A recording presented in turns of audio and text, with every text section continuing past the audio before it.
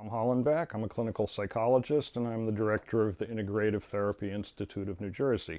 This video is about the grief process and I'm contributing it to njpsychologistscare.org in order to help people get through the coronavirus epidemic. And since the coronavirus is killing people, a number of people are grieving. So it's a really good idea for people that are in this to understand what the grief process is and how it works. So what happens when you lose somebody you love is that you begin to grieve.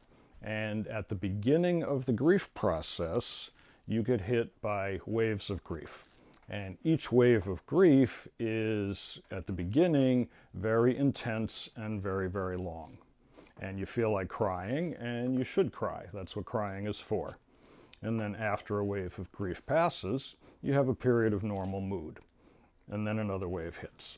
At the beginning of the grief process, the waves of grief are very, very long and intense. The periods of normal mood in between them are actually, unfortunately, pretty short.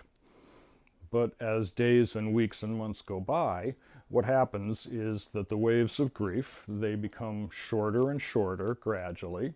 They become less and less intense gradually. And the periods of normal mood in between them become longer and longer gradually. Okay, this is the normal progression of the grief process. Okay, so if you have a period of normal mood at some point and then another wave of grief hits, that does not mean that you're getting worse. That's a normal occurrence.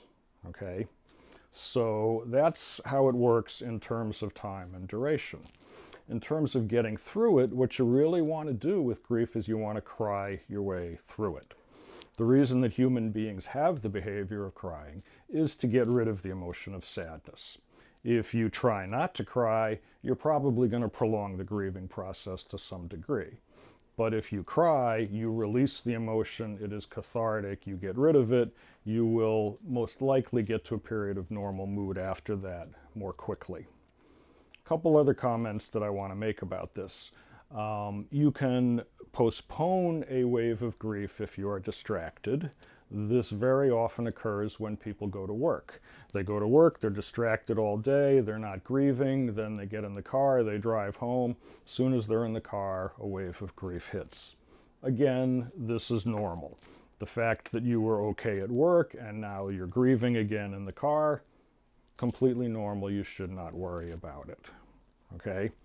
What you also should know is that if this process does not go as I've said, if it is 6 months later and you are still crying all the time and feeling intensely sad all the time, you may have gone into a major depressive episode, and at that point you might want to speak to a doctor, in particular a psychiatrist, to see whether you might need some medication.